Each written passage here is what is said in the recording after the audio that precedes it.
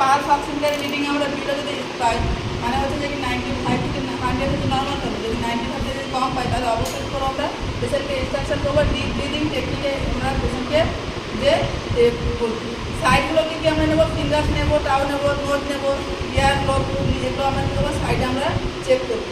দেন হচ্ছে আমরা কি do not select extremity and হচ্ছে ইনঅ্যাডিকুয়েট ব্লাড ফ্লো, যে সমস্ত এক্সট্রিমিটিতে কী হচ্ছে যেমন হচ্ছে প্যারালাইসিস হয়েছে, ব্লাড ফ্লো ঠিক মতো হচ্ছে না, সে সমস্ত সাইডে আমরা কী করবো রেসপিরেশন চেক করবো না।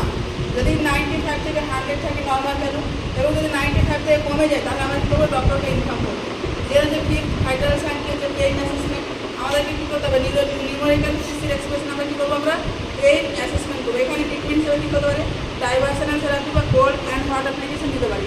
যেমন কিছু হচ্ছে অ্যাবনর্মাল সাউন্ড যেমন সেটা হচ্ছে যেমন উইজিং সাউন্ড, এখানে উইজিং সাউন্ডটা কী হবে পেশেন্টের ক্ষেত্রে হাই পিচ মিউজিক্যাল সাউন্ড দুটির মধ্যে এক্সপ্রেশন যখন নিঃশ্বাস পেশেন্ট ছাড়বে তখন কী হবে একটা হচ্ছে যে হাই পিচ সাউন্ড হবে, সেটা হচ্ছে কেন হয় যে ন্যারো এয়ারওয়ে ডিজিজ, মানে যদি এয়ারওয়েটা কী হয় ন্যারো হয়ে যায় তাহলে সেক্ষেত্রে দেখা যায় যেমন অ্যাজ বা এনফাইসের সমস্ত পেশেন্টের ক্ষেত্রে দেখা যায়, বা নাজাল ফ্ল্যারিং হয়ে হচ্ছে নোজ স্ট্রিট কী হয় ওয়াইডেন চাওড়া হয়ে যায় যখন নোজ স্ট্রিট তখন আমরা কী বলছি আমরা যে হচ্ছে যে ব্রিদিংয়ের সময় নাজাল ফ্ল্যারিং বলছি। ডেসনিয়া কী হচ্ছে ডিফিকাল্টি ইন ব্রিদিং, যখন হচ্ছে শ্বাস নিতে প্রবলেম হয় তাকে আমরা বলছি ডেসনিয়া। দেন হচ্ছে seesaw respiration in the opposite movement of both chest and abdomen, তাকে আমরা কী বলছি সিয়াসোনো রেসপিরেশন।